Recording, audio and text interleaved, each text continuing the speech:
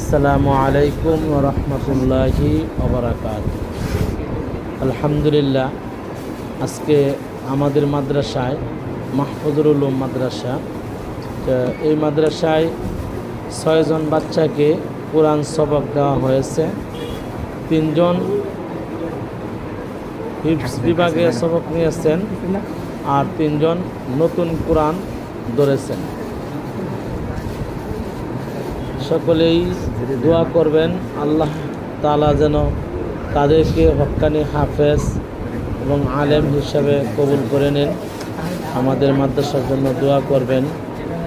আর এই 6 জন ছাত্রের মধ্যে একজন ছাত্রের মাও নাই, বাবাও নাই, সেই ছাত্ররা আমাদের এখানে আছেন। আজকে মা বাবা থাকলে হয়তো তারাও আমাদের এই ছোট্ট একটি অনুষ্ঠানে উপস্থিত হতে পারতেন। সকলের কাছে দোয়া চাই। আসসালামু আলাইকুম।